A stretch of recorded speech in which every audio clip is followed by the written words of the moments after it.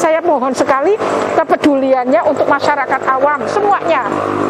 Ayolah, COVID itu seringan-ringannya COVID, Dokter Susi ngalami tanpa gagal ginjal aja sangat menyakitkan, sangat menyakitkan. Sangat sakit itu ya waktu itu. Sangat ya? menyakitkan. Ya? Itu tidak gagal ginjal, tidak pakai ventilator, sangat menyakitkan.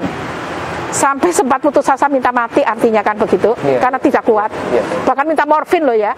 Ya kan morfin kan siapa ya tidak benzo saja semua menghindar apalagi morfin, dan aku minta. Artinya sudah nekat.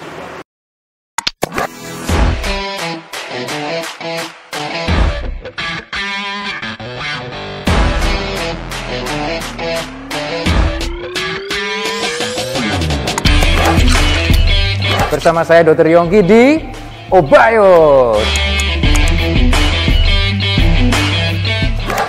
Oke, kita jumpa lagi ya di sesi yang kedua. Sesuai janji saya tadi, saya akan menghadirkan ya 2 orang survivor COVID-19. Nah, yang kedua ini beliau adalah seorang dokter ya. Beliau adalah Dokter Susi, spesialis kedokteran jiwa. Nah, kita akan bincang-bincang ke depan terkait juga pengalaman beliau, kemudian cerita-cerita atau kisah-kisah beliau ini ya. Nanti kita akan mendengarkan lebih banyak ya tentang pengalaman beliau. Nah, telah hadir bersama saya Dokter Susi. Apa kabar, dokter? Alhamdulillah, sehat, dok? Baik, Mas Yongki. Alhamdulillah sehat ya, dok? Sehat, insya Allah. Alhamdulillah ya. Oke, dok, saya langsung aja ingin bertanya nih, dok. Dokter Susi ini sebetulnya dulunya pernah menyangka nggak, dok, kalau saya itu bakalan kena virus COVID-19 ataukah malah mungkin sempat dulu terbesit rasa percaya diri, dok, karena saya dokter, saya pakai APD lengkap, saya nggak mungkin nih kena COVID-19. Nah, itu kira-kira dulu sempat kepikiran nggak, dok? Dan yang berikutnya, dok, ini, dok, sekaligus saya ingin bertanya, dok, dulu awalnya gimana, dok, ceritanya? Gejalanya apa? Kemudian kok akhirnya dikatakan diagnosisnya positif COVID-19? Silakan, dokter. Oke, terima kasih Mas Yongki. Sebelumnya juga kita sudah familiar, juga mungkin pembicaraan kita cukup santai dan dibikin nyaman ya Mas Yongki. Ya, santai. Ya, jadi saya seperti yang lain, dokter-dokter yang lain, ya, tidak menyangka tapi tetap persiapan karena saya tahu siapa diri saya. Saya resiko tinggi, saya sakit diabetes yang cukup lama dengan banyak komorbid, dan saya harus super hati-hati. Ikhtiar sudah ada, tapi aku tetap yakin atas kehendak Allah sudah menyiapkan kalau sewaktu-waktu kena. Dan ini diikhtiarkan oleh semua keluarga karena tahu ya keluarga resiko yang sangat tinggi pada uminya, pada ibunya, yang sangat keras sekali diarahkan oleh suami saya yang kebetulan beliau adalah seorang dokter spesialis patologi klinik, sangat strik sekali dalam menjaga kesehatan. Jadi saya juga wanti-wanti, saya selalu siapkan diri suatu saat kena, ya. Tapi tetap ikhtiar, dan saya yakin, ya, ada keyakinan bahwa COVID itu siapapun bisa kena, siapapun bisa kena. Apalagi saya tuh usia saya, yang kedua dengan komorbid. Kalaupun aku kena, mesti lebih parah dari orang lain.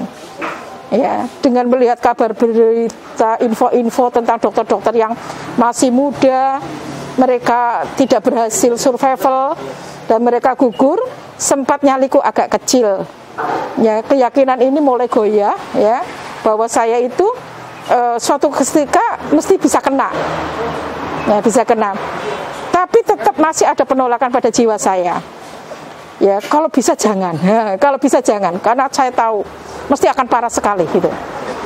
Tadi Mas Yongki, Dokter Yongki mengatakan awalnya bagaimana? Ya, ini alhamdulillah kebetulan Dokter Yongki yang merawat saya. Ya, ini kebetulan sekali, saya juga tidak tahu. Ini ya, Muwardi bikin seperti ini, kita temukan dengan orang-orang yang sudah cukup familiar. Jadi saya kalau bahasa tubuh yang sudah mulai klik itu akan menjadi nyaman. Itu bahasa jiwa ya. Datang ke sana, termasuk Dokter Yongki juga menolak, mengelak. Saya juga mengelak.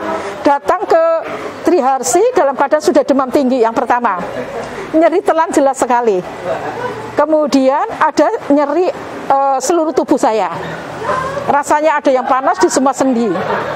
Kemudian yang berikutnya, saya kebetulan punya riwayat gagal ginjal dengan batu ginjal yang pernah ASWL juga di Triharsi. Jadi saya konsulkan kepada dokter Okto, Dok, bagaimana ini kok sebelah kanan saya mulai ada terasa lagi. Kemudian saya minum obatnya dokter Okto, nyaman. Akhirnya saya masuk di Triharsi dengan diagnosis bermacam-macam. Ada ISK, ada tipoid, ada faringitis. Tapi gejala sesak memang belum tampak ya. Waktu masih di IGD, itu tetap saja rumah sakit warning. Saya harus tes rapid. Rapid ditunggu, ternyata negatif. Jadi kami sempat lega. Berarti aku bukan COVID. Ya. Kemudian kita masuk, dirawat selama 4 hari atau 5 hari kalau nggak salah. Tapi kondisi kita klinis secara keseluruhan membaik. Yeah. Dokter Yongki juga melu yakin, mantap, memulangkan saya sampai ke rumah. Ya, tapi aku tetap karena waktu itu sama suami sedang kena tipoid, positif Vidal, jelas. Tapi suami saya juga tidak main-main, sudah swab, tapi tinggal nunggu swab. Waktu itu dokter Yongki menyarankan di Triharsi saya untuk swab, tapi saya mengelak dengan alasan cuma 1, kok mahal banget ya 2,2 juta, nanti dulu lah, ditunggu lah. Sekarang sudah turun, Dok? Sudah turun 900 ya. Sudah ya, paling mahal 900 ya. Dulu kalau 900 mungkin aku swab ya. Gelo tenan aku itu, gara-gara itulah aku rada terlambat gitu.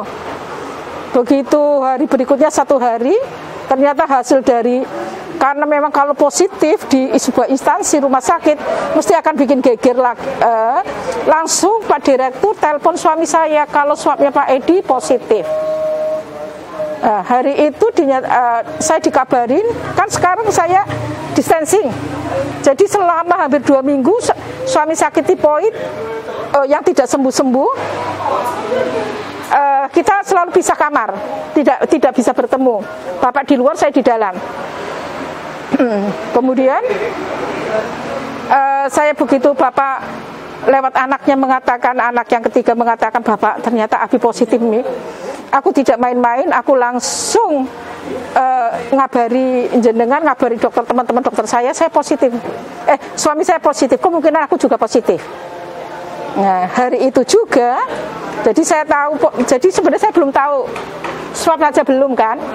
Tapi aku sadar diri siapa aku, kondisiku, kok orang mungkin bojoku positif, aku tidak. Nah, akhirnya aku datang malam itu ke Ngipang. Langsung masuk isolasi bersama anak saya yang kedua. Bareng-bareng masuk di Ngipang, diisolasi, diimpus, dioksigen. Nah, sudah. Jadi mulai dari situ kemudian baru diswab. Nah, swab belum jadi, kondisi fisikku lemah banget. Saturasi turun semua. Dokter Magda, dokter Vivin, dokter Neti semua sudah mulai cemas. Ya. Kemudian saya memikirkan Bapak yang sudah mulai delir. Ketika aku pergi ke Ngipang, saya lihat Bapak sudah apatis.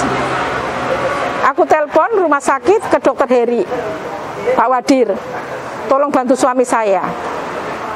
Suami saya sudah hipoksia, delir, aku mulai stres. Jadi aku sendiri mengalami begitu, aku stres mikirkan suami. Suami mengatakan kepada Pak Heri, aku tidak apa-apa, aku mau isolasi mandiri saja. Pak Heri telepon lagi, tidak, tolong jemput, aku tahu dia sudah delir, tolong jemput. Nunggu jemputan dari kami agak lama. Ternyata dokter Harsi ini memaksa Pak Edi untuk datang, langsung kita masukkan mawar, katanya di mawar. Jadi mohon maaf, ini nanti akan saya cerita, meskipun saya tidak mengalami apa yang saya tidak melihat suami, tapi saya selama jadi COVID yang selalu bersama di SU bersama, SU bersama, kita sharing terus, mengkaji terus, mengupdate terus ilmu-ilmu COVID. Sampai sekarang pun kita menganalisis kenapa kita bisa sembuh ya, dan lain sebagainya. Jadi pengalaman suami yang testimoni ini akan saya sampaikan di sini semua di sini. Sekaligus all out, apa sih sebenarnya yang menjadikan faktor-faktor kita sembuh? Aku dengan suami berbeda segala-galanya. Suamiku itu orang yang tidak punya sakit apapun, kecuali hipertensi atau terkontrol. olahragawan, pandai nyelam, pandai renang. Subhanallah, suami saya itu nggak pernah sakit, nggak pernah sakit. Jadi, tapi kok bareng ya, artinya ada something wrong yang bisa kita ambil. Dua kondisi yang berbeda kok bisa pada sembuhnya. Mesti ada sesuatu. Artinya semua orang sebenarnya bisa sembuh. Satunya perfect, satunya sembrono seperti aku. Jadi semua orang bisa ada kesempatan untuk sembuh. Itu yang saya dapatkan dari pengalaman berdua sakit. Oke. Jadi itu mulai dari situ, mulai baru swab belum jadi, Dokter Arifin langsung nembus ke laboratorium UNS untuk memastikan hasilnya Dokter Susi. Karena tanpa hasil swab sebenarnya aku tidak boleh pindah. Tapi sudah dapat laporan, saturasiku mulai turun di bawah 80 oleh Dokter Vivin. Akhirnya Harsini dan timnya memutuskan aku harus segera pindah untuk di ICU. Oke, mungkin itu ya awalnya mengapa gejalanya benar-benar kita termasuk yang terlambat. Artinya berarti kalau yang sempat gugur dan tidak tertolong terlambat banget. Oke dok, ceritanya panjang sekali dok ya. Tapi seru dok ya, seru maksudnya. Nanti di obrolan kita ini mudah-mudahan bisa masyarakat bisa mengambil hikmahnya ya. Barangkali nanti nilai-nilai positif apa yang harus dilakukan agar nanti tidak terlambat. Barangkali tadi itu ya dok ya. Nah gini dok, pengalaman Dokter Susi nih selama di ruang isolasi itu kira-kira rasanya gimana dok? Rasanya atau perasaannya selama di ruang isolasi, kemudian momen saat-saat terberat yang Dokter Susi alami selama di ruang isolasi, monggo diceritakan. Terima kasih Mas Yongki, pertanyaan yang cukup bagus ya, karena ini adalah sebenarnya puncak tema yang memang harus saya sampaikan, karena saya ketika mendengar dari Dokter Heri, saya nggak yakin antara COVID dan tidak karena keluhannya banyak. Beliau mengatakan di dalam telepon, Mbak Susi, saya sudah di isolasi Ngipang. Mbak Susi, COVID adalah 1000 wajah. Saya mulai menyadari berarti aku positif nih. Swab belum jadi, aku sudah positif. Kemudian di situ masih bagus karena ada anak saya yang kemana-mana menuntun saya masih punya kekuatan. Ada anak saya OTG, yang ternyata dia OTG, tapi fisiknya hebat, sehingga dia bisa menuntun saya kemanapun. Saya masih ada support dan rasanya saya kayaknya masih bisa sembuh. Meskipun aku tahu bakalan berat banget dengan komorbidku, aku tahu diri. Ya, aku sudah siap. Ternyata saturasi mudun, aku belum mengeluh dan masih hebat. Masih ada kekuatan. Dinyatakan Dokter Susi malam ini sudah disiapkan di Muwardi untuk pindah. Nah ini awal-awal kritis. Jadi di Ngipang hanya 2 malam. Di isolasi Ngipang 2 malam. 2 malam itu masih sehat, masih kuat. Saturasi turun. Saya ada kebiasaan meditasi. Saya juga kebiasaan menyelam. Sehingga ada cadangan energi, cadangan oksigen di dalam paru-paru saya. Oke, setelah itu malam itu juga pindah, sudah tidak sadar tempatku di mana, pokoknya aku pasrah total. Intinya hanya mendengar sekarang Dokter Susi pindah. Kemudian langsung masuk ICU. Ya. Begitu masuk ICU, ternyata aku nyari suami tidak ada, karena suami ternyata di kamar khusus, karena kondisi mungkin parah sekali. Saya masih ingat Dokter Heri, Pak Wadir, telepon saya. Dokter Susi, saya minta persetujuan keluarga.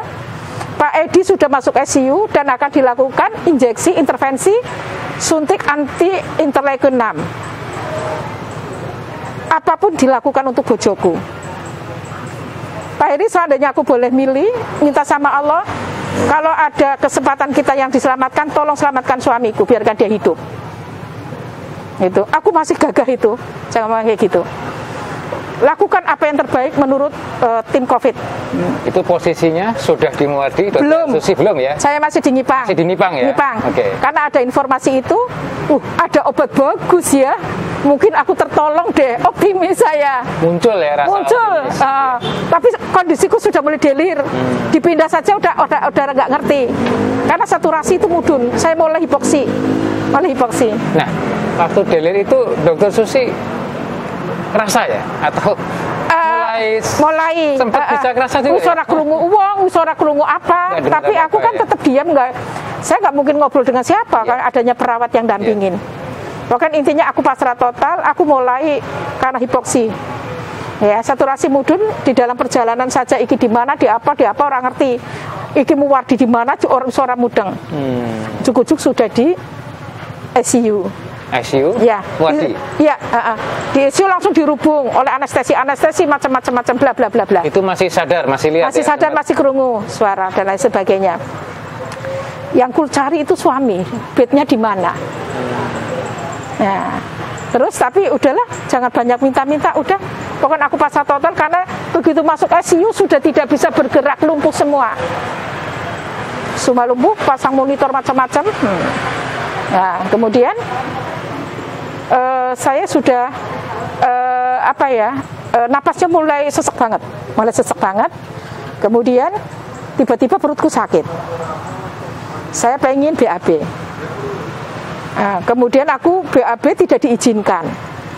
Disuruh pempes perawatnya karena aku nggak boleh turun, bahaya sekali, nggak boleh. Saya nggak bisa BAB karena belum biasa. Mulailah aku delirnya tambah. Emosiku semua perawat saya marahin. Saya mulai nyabuti berbagai macam ini selang-selang, minta cabuti semua. Ya.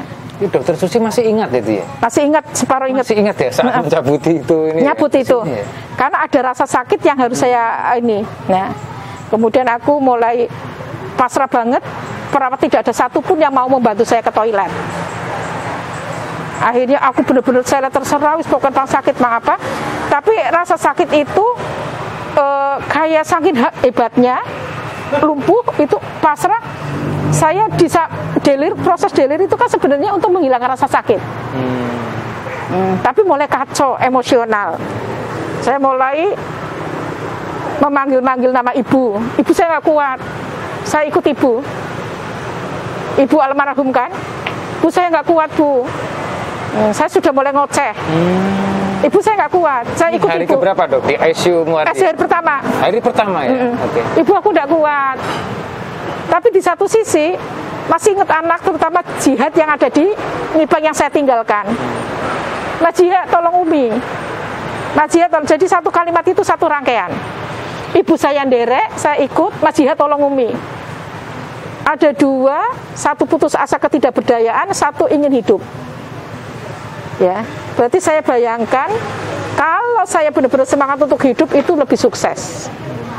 50-50 saja aku dengan akhir yang optimis, ya, itu baru ada keinginan putus asa mau mati loh, karena nggak tahan sekali. Rasa sangat sakitnya seperti apa? Ya, jadi lumpuh, kaki tangan nggak bisa gerak, napas di leher satu persatu, perut sakit karena pup yang tidak keluar, karena saya tidak biasa di pempes. Jadi keinginan sama ketidakmampuan yang tidak imbang. Ini pasrah. Itu dok ya, momen-momen terberatnya itu dok. Momen-momen terberat ketika itu mengatakan berkali-kali ibu saya nderek, Mas Jihad tolong bantu Umi. Itu. Nah kemudian hari paginya langsung pagi-pagi beberapa anestesi residen langsung pasang CDL karena kreatininku sudah mulai naik terus. Waktu dokter jenengan masih 3,9, masuk ICU sudah kreatinku sudah 6. Diputuskan HD saat itu juga. Karena saya sudah tidak bisa gerak, lumpuh, semua pakaianku dilepas dengan gunting. Pasang di jugularis. Ya, itu mulai kerasa kok sakit ya, mulai ada rasa. Lumpuh tapi sensorisnya jadi menderita sekali kan? Iya. Yeah. Menderita sekali. Tak berdaya tapi merasa sakit, berarti menderita sekali. Kalau kita tidak lumpuh, mesti ada berjuang untuk menolong. Pegang tangan lah, pijet lah. Kalau ada rasa sakit itu udah refleks kan. Ini tak berdaya tapi ada rasa sakit hebat. Pasang CDL sakit banget. Oke. Akhirnya masih dalam kesakitan, diputuskan untuk HD 2 jam. Habis rampung CDL, dipindah ke ruang HD. Cuci darah ya? Cuci darah. Baru 1,5 jam saya drop, nyeri neurogonik. Aku minta langsung saja, ada anestesi di situ, minta morfin. Aku tidak kuat, minta morfin. Saya tahu, aku juga pernah pakai morfin ketika pasang di sini. Ketika HD pertama kali, dulu ketika saya operasi laparotomi, saya pasang HD itu juga saya pakai morfin karena kesakitan. Nah ini minta ulang, saya minta morfin. Tapi kemudian dikasih apa, jalur lambat itu, akhirnya ditunda 1,5 jam kembali ke ICU. Ya, kemudian setelah itu barulah aku ketemu suamiku. Saya nggak bisa masuk ke kamarnya suami karena temennya nggak mau ada yang satu nggak bisa. Suamiku ngalah. Suamiku kan sebenarnya lebih parah dariku. Dia sudah happy hipoksi, sudah 80, tapi disuntik itu membaik dalam 1 hari, bisa lepas oksigen. Setelah suamiku dipindah di sampingku, suami melihat istrinya tak berdaya juga, tak berdaya. Aku sudah mulai kritis banget. Tapi semangat hidupku melihat suamiku bagus, aku bangkit. Loh, suami hebat banget, kemarin delir sekarang tanpa oksigen. Aku mulai bangkit. Suamiku angkat tangan begini, ketika mata kami berpadu, aku ikut-ikutan. Tangan kayak gini tok. Karena aku memang gak punya tenaga sama sekali. Jempol tok kayak gini aja susah. Tapi itu masih bisa ya? Cuma masih jempol bisa. Tok ya? Iya. Kalau badannya udah? Enggak, lumpuh semua. Lumpuh semua. Benar-benar gak ada tenaga sekali. Mungkin efek hipoksi berat. Menurut saya efek memang tidak ada energi karena nafas sudah tidak kemana-mana gitu ya. Suami gini, ya, delurku tambah kesakitan, mulai aku marah-main perawat. Perawat bingung banget antara ini melayani saya sama akhirnya perawat katanya suami cerita saat Umi ngamuk, saya sudah mulai lepas baju semua. Dokter Arifin melalui CCTV melihat Susi sudah nggak berpakaian. Semua orang lihat Susi loh. WA suami, tolong Mbak Yu suruh nutup aurat. Dia delir pincak, buru-buru nutup aurat, dia gelisah hebat. Ya sudah, nggak apa-apa. Jadi gitu.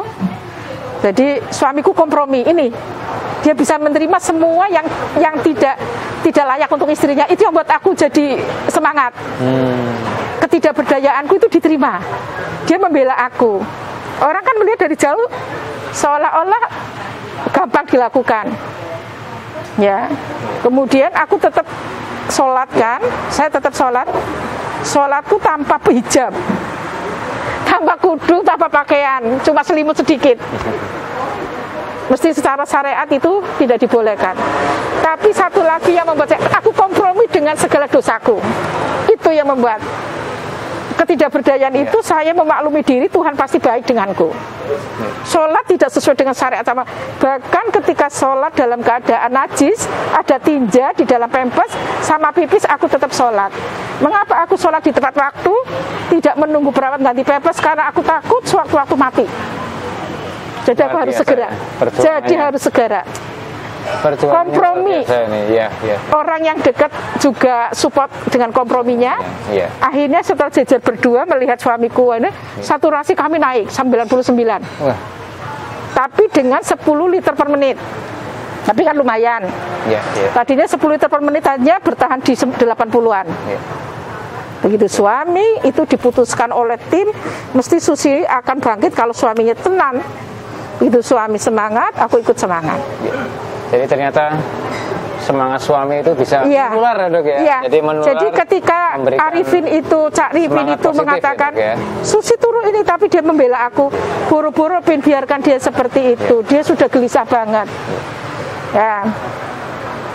Aku sangat tahu diri. Bojoku sudah gitu, udah bersyukur.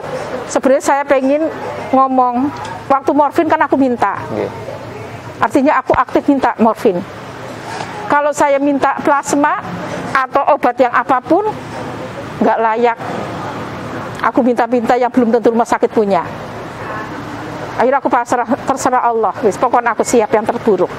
kepasrahan dan optimisme, doa jadi ya dok ya. Kompromi intinya, kompromi dengan ketidakberdayaan. Nah ini dok, kira-kira ada nggak pesan dari Dokter Susi untuk survivor COVID-19 yang saat ini sedang berjuang, baik yang sedang diisolasi di rumah sakit atau sedang menjalankan isolasi mandiri? Itu kira-kira mungkin dari Dokter Susi sebagai survivor yang alhamdulillah ya, sudah diberikan kesehatan. Kesembuhan, ya, bisa memberikan pesan-pesan buat teman-teman kita, saudara kita yang saat ini sedang berjuang.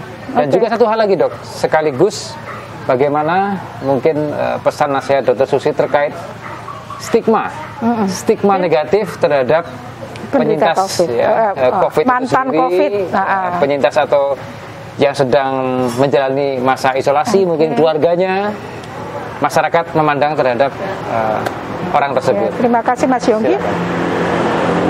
Jadi pesan moral ya, lebih ke arah moral ya. Karena apa? Kebetulan qadarullah saya seorang psikiater, dokter jiwa, sekaligus sebagai seorang pelaku yang mengidap berbagai macam penyakit yang tentunya cukup berat ya. Apa saja waktu itu ya? Banyak ya dok ya? Jadi cukup berat banyak, ya. Jadi tidak munafik, tidak menafikan kalau semua orang, jangankan yang sudah sakit, yang tidak sakit, yang normal saja atau yang baik-baik saja aja tetap takut dan cemas, apalagi yang sakit dengan stigma yang luar biasa. Betul. Yang kaitan dengan nyawa. Dan sudah banyak sekali berita-berita yang beredar. Jangankan kita, dokter saja yang muda-muda, yang hebat-hebat juga sakit dan mati. Tentunya ini semua orang, tidak menafikan kalau orang COVID tidak cemas, itu tidak mungkin. Tidak mungkin. Dan ini faktor yang luar biasa yang pengaruhnya, sangat sekali. Jadi ketenangan yang saya katakan itu tadi, karena kita punya pikiran positif kompromi, itu sebenarnya karena semua pasien ini dapat perlakuan di rumah sakit yang sama. Kenapa ada yang selamat, ada yang tidak? Bedanya di mana? Ternyata di mental. Kesiapan dia, ya, dan memandang sebuah persepsi tentang COVID. Nah, saya mohon maaf, selalu mengatakan sejak awal ada pandemi, saya katakan kepada semua orang, COVID ini anugerah. Dengan COVID aku bisa istirahat di rumah, dengan COVID aku bisa berkarya yang 20 tahun tidak pernah aku lakukan, menjadi sebuah karya streaming Mekah yang 3 bulan bisa jadi karena COVID. Tanpa COVID aku nggak bisa bikin karya sehebat ini. Jadi sejak awal dengan COVID aku sudah persepsinya positif. Jadi mohon maaf, jadi semua saya bantu untuk yang semua saja, baik yang sakit tidak, tentang tetap keikhlasan bahwa kita kompromi bersahabat. Karena saya punya prinsip medical ministry, ilmu logoterapi yang saya terapkan untuk pasien saya tanamkan ke saya, bahwa bersahabatlah dengan penderitaan. Karena sahabat tidak menyakiti sahabatnya. Dia mungkin menyakitiku, tapi aku menerima dia dengan ikhlas, maka dia tidak jadi menyakitiku. Karena dia makhluk Allah. Saya selalu memanusiakan semua makhluk, termasuk HIV, termasuk COVID. Saya terima dia sebagai tamuku. Ini penting banget, sangat. Karena ujung-ujungnya kompromi inilah yang menyelamatkan. Tapi kalau kita protes, jangan harap. Ya, OTG saja bikin kita stres dan kita menjadi sakit. Bahkan psikosomatisnya bisa muncul. Betul sekali dok, betul sekali. Ya kan? Kalau baca-baca berita ya. Betul, itu sudah mulai insomnia, macam-macam, ketar-ketir. Tidak hanya memikirkan dirinya, semua keluarganya dia pikirkan. Beban yang luar biasa nemen, sangat untuk ini. Jadi yang pertama kita mensikapi persepsi kita mulai sekarang dan seterusnya sampai kapanpun pandemi, katakanlah ya, COVID ini anugerah. Dan COVID adalah makhluk lemah yang tidak ada apa-apanya dibandingkan kita. Ingat itu, satu. Kalau tidak terbiasa, mulai belajar menghayal. Makhluk kecil yang tidak berdaya. Ya. Kalau kita membesar-besarkan COVID semakin hebat. Kita tiadakan dalam imajinasi pikiran kita. Intinya kan di pikiran. Nah, itu yang aku lakukan selama sakit. Jadi ini saya praktekkan, ternyata iya, Dan saya berharap semua orang yang melihat acara ini, ayo mulai belajar. Yang belum sakit ya mulai sama, yang sakit juga sama. Kalau yang sakit katakan ini anugerah. Saya bersahabat dengan dia, aku tidak takut lagi, tidak cemas lagi. Hayalkan itu, makhluk kecil yang tak ada berdaya. Aku lebih kuat dari dia. Katakan itu terus. Terus ya, Dok ya? Itu makhluk disebut self hypnotis, ya? Makhluk kecil. Self hypnotis. Yang sakit jadi otomatis kita akan dapat ketenangan. Kompromi, bersahabat. Medical ministry, sahabat tidak akan menyakiti sahabatnya. Mungkin dia datang memang ingin menyakiti kita, tapi kita mengajak dia damai. Berdamai. Semuanya. Akhirnya kecemasan nggak hilang, imun akan meningkat otomatis. Karena yang menjatuhkan kita karena stres dan cemas. Saya punya pasien, mungkin di sini ada dokter sama masuk, dia kondisinya parah. Tapi tidak separah saya, sudah ketemunya di Mawar. Tapi tiap kali dia cemas, langsung demam. Sudah baik, cemas, demam lagi. Ya, intinya itu, pengobatan kita sama. Rumah sakit memberi fasilitas yang sama, tidak ada perbedaan. Spesialis kah, tukang kerupuk kah, tukang tani kah, semua di SOP kan sama. Tadi ya, kekuatan kompromi positif ya tadi namanya. Betul, kompromi dengan kekurangan diri, kompromi dengan dosa-dosa diri.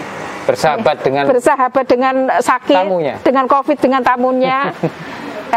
Itu. Ya. Jadi kekuatan itu yang bisa saya mungkin yang membedakan ya. Kemudian itu tentang stigma. Stigma mengapa terjadi pada diri kita? Apalah artinya kata orang, biarkan anjing menggonggong.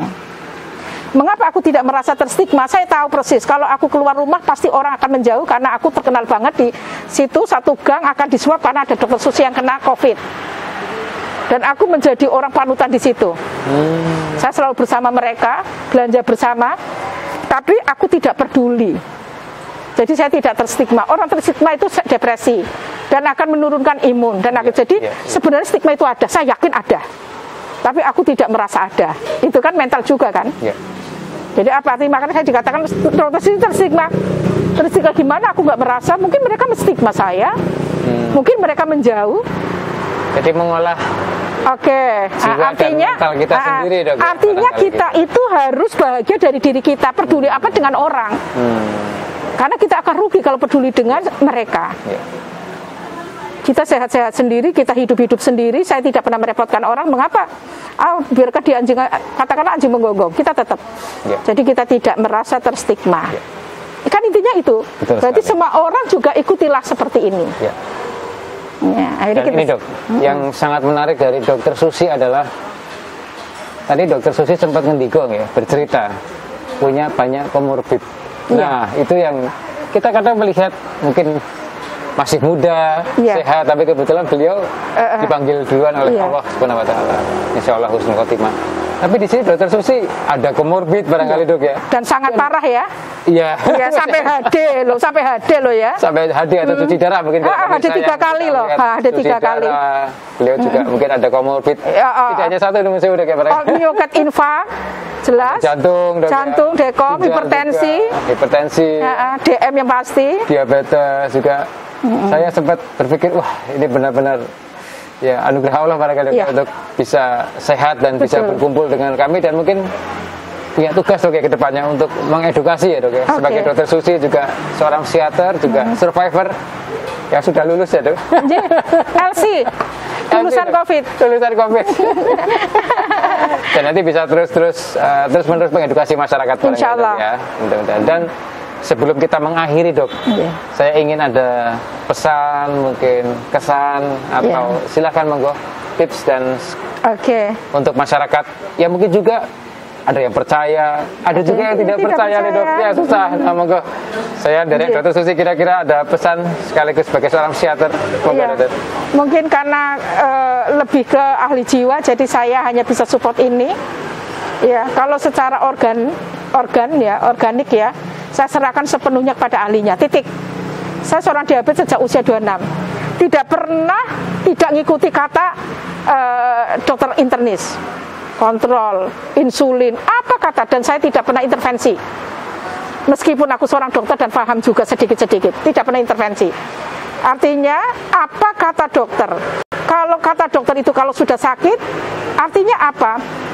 Mereka yang tahu ilmunya juga sudah mengedukasi kita semua lewat TV, lewat media. Kenapa jadi? Karena kita ngeyel. Jadi yang sakit juga ngikuti ahli, yang tidak sakit juga ngikuti ahli. Itu hanya bentuk ikhtiar yang paling kecil. Kalau paling kecil saja tidak bisa dilakukan, apalagi yang besar. Kok minta sehat, minta sembuh, kan naif. Artinya apa? Kita tidak sembodo, intinya kan itu. Ya, oke. Masyarakat banyak sekali tidak peduli dengan siapa orang di sekitarnya. Dia sehat, dia tidak tahu siapa ibunya, siapa keluarganya, siapa tetangganya, siapa anaknya. Saya mohon sekali kepeduliannya untuk masyarakat awam semuanya. Ayolah, COVID itu seringan-ringannya COVID, Dokter Susi ngalami tanpa gagal ginjal. Aja sangat menyakitkan, sangat menyakitkan. Sangat sakit itu ya waktu itu. Sangat ya? menyakitkan. Ya? Itu tidak gagal ginjal, tidak pakai ventilator. Sangat menyakitkan. Sampai sempat putus asa minta mati, artinya kan begitu, karena tidak kuat. Bahkan minta morfin loh ya. Ya kan morfin kan siapa yang tidak benzo saja semua menghindar, apalagi morfin, dan aku minta. Artinya sudah nekat, ya. Oke itu. Kemudian modalitas apa jiwa raga yang Allah berikan kepada kita? Pakai semua. Intuisi, naluri, pikiran, perasaan, ego, super ego kita, agama, moral, kita pakai semua. Semua. Saat tidak berdaya, ini yang kita punya. Organik sudah kita serahkan pada ahlinya. Jadi kita sudah cukup tenang. Seperti ketika Bapak mengatakan, aku sudah tenang karena istriku sudah di tempat yang layak. Suamiku kan sembuh setelah ngerti istrinya ditempatkan di ICU. Karena dia tahu, percaya banget dengan perawatan yang terbaik di Muwardi. Suami disuruh milih antara Sragen atau Muwardi, aku pilih Muwardi. Artinya nalar ini jalan. Artinya kita butuh pertolongan yang terbaik, ahli yang terbaik dan fasilitas yang terbaik. Dan itu di sini sementara ini mungkin yang terbaik se-Jawa Tengah. Mungkin selain Karyadi adalah Muwardi, tak akoni. Ya, benar-benar all out dan benar-benar berjuang sekali rumah sakit ini untuk menyembuhkan COVID. Saya tahu mulai dari ICU sampai HCU sampai ke Anggrek sampai ke Mawar, semua saya jalani siklus ini. Perawatannya begitu bagus, mereka ikhlas, sabar dan luar biasa banget. Artinya memang Muwardi tak akoni di sini, saya benar-benar salut dan terima kasih sekali. Semua modalitas yang lain, aku tidak bisa ngobati karena aku bukan dokter, aku pasien. Semua kata orang dari minyak kayu putih, jadi obat yang saya minum ya, minyak kayu putih, VCO, minyak zaitun, zam-zam, cirona, empon-empon, propolis, susu beruang, terus semua berbagai macam prebiotik, semua dikirim dari semua kolega, semua apa yang terakhir Sambiloto dari seorang dokter Uci, ya, seorang dosen FK Undip, dia sudah teliti, dia langsung ngirim 1 botol ke kami. Tapi salah alamat, datangnya ke Ngipang. Ke Ngipang diberikan ke panaku yang sedang isolasi. Dia OTG seminggu minum Sambiloto langsung negatif. Akhirnya aku pesen lagi, minta dikirim lagi. Nah setelah minum, jadi semua sudah saya jadi sebagai kapasitas saya sebagai seorang pasien, ada kemampuan untuk itu, dan punya teman-teman yang baik yang semua mengirim itu semua gratis dari mereka. Semua saya minum dengan suami, tekun sekali. Saya boleh nggak makan, tapi obat-obat ini sebagai bentuk ikhtiar. Begitu Sambiloto saya minum, jujur saja bukan mendewa-dewakan, semua punya efek tapi tidak langsung. 2 hari minum Sambiloto, 3 kali 2, saya langsung berkurang semua seseknya, batuknya. Dokter Arifin kaget banget karena melihat hasil ronsen sudah mulai jernih. Akhirnya aku putuskan minum Sambiloto, tapi gara-gara Sambiloto kreatinku naik lagi dari 3,2 jadi 3,6. Akhirnya diputuskan yang ketiga nanti Karena aku prioritas kesembuhan COVID-ku, aku tetap minum. Akhirnya naik terus sampai 3,9 sampai 4. Kemudian akhirnya aku dipulangkan dengan kreatinin 4,6. Terus kemudian di Ngipang aku HD 1 kali. Begitu HD 1 kali, ternyata 3,7 karena saya sudah lelah sebulan membawa kandel ini, minta dicabut. Ya, jadinya itu. Ya, jadi ikhtiar yang bisa kita lakukan. Toh kita tidak tahu bahwa COVID itu punya obat atau tidak, efek atau tidak. Karena tidak tahu, kita ikhtiar. Sebagai bentuk ikhtiar, apapun yang cocok kita minum. Oke? Alhamdulillah, terima kasih sekali Dokter Susi ini. Obrolannya penuh atau syarat makna ini. Ada satu lagi, mohon maaf, ada yang penting banget. Aku menganjurkan semua orang secara jiwa raga itu efek renang. 10 tahun saya berenang. Olahraga satu-satu adalah aku berenang. Kemudian COVID itu pandemi, kolam renang mulai dibuka lagi. Seminggu sebelum kena COVID, aku tidak renang tapi belajar nyelam. Sampai ke dalam 3,5 meter, aku bisa bertahan berapa detik di dalam itu. Suami saya mengagumi saya sekali, sampai cerita kepada semua teman-temannya, hebat istriku bisa nyelam 3,5 meter. Ternyata disiapkan Tuhan Allah untuk menghadapi COVID. Artinya apa? Menyelam itu sangat recommended untuk kapasitas paru. Kemudian renang itu sangat recommended, tidak hanya sekedar nyunah, tapi dia obat jiwa raga. Filosofinya, renang itu kita kembali ke rahim ibu. Semua orang akan nyaman dengan renang. Cemas, depresi akan hilang. Karena semua anak kalau menderita mesti pengen kembali ke rahim ibu. Dan renang itu seolah-olah kita membayangkan imajinasi kita kembali ke dalam air ketubah. Makanya renang itu menjadi obat para pasien-pasien adiksi. Karena adiksi itu orang yang terlantar. Dan mereka renang banyak mengalami kesembuhan. Berenang, kalau yang sebelum berenang belajar berenang. Kalau sudah bisa berenang belajar nyelam. Begitu saya membaik, saya belum boleh kerja sama Dokter Arifin, tapi disuruh renang kembali. Dan di renang inilah trombus saya mulai, karena terakhir itu paru-paru kiri masih full dengan trombus. Saya hanya direkomendasikan 2 obat, Pak. Warfarin sama Flumusil tok. Selanjutnya renang, ternyata sekarang bisa. Kemarin masih pakai kursi roda, sekarang sudah bisa jalan. Napasku sudah bisa ngomong lancar. Alhamdulillah. Ya, jadi ini saya pesen, ayo belajar renang mulai sekarang. Sepedaan boleh. Ini, Dok, tetap protokol kesehatan juga, Dok, ya. Protokol selama di kolam renang Di kolam renang itu kita jaga jarak.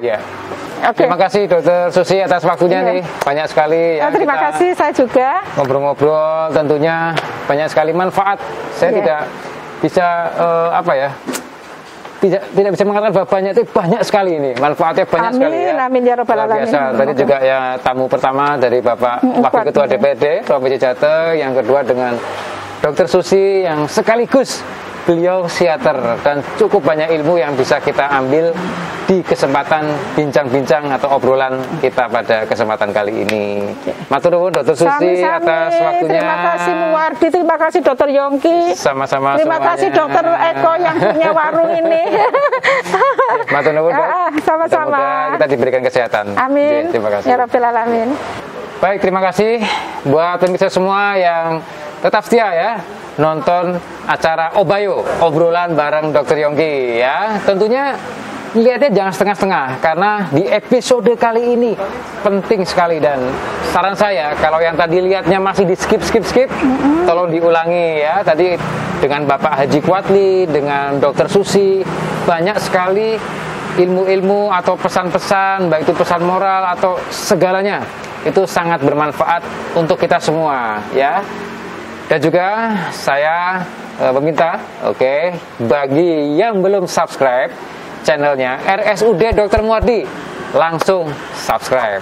Dan jangan lupa untuk like ya, untuk like kemudian komen. Nah, itu juga penting ya, komen kemudian tekan tanda loncengnya. Dan yang paling penting adalah jangan lupa untuk share ya. Share di edisi ini, ini penting sekali. Silahkan, insya Allah bermanfaat buat kita semua. Dan tentunya kami di sini RSUD Dr. Muwardi dan tim Obayo, obrolan bareng Dr. Yongki, mengucapkan terima kasih buat partisipasi masyarakat semuanya yang sudah turut membesarkan acara di RSUD Dr. Muwardi. Sekali lagi saya mau undur diri, terima kasih. Jika ada salah kata kami mohon maaf sebesar-besarnya. Terima kasih. Wassalamualaikum warahmatullahi wabarakatuh. Waalaikumsalam Obayo warahmatullahi wabarakatuh.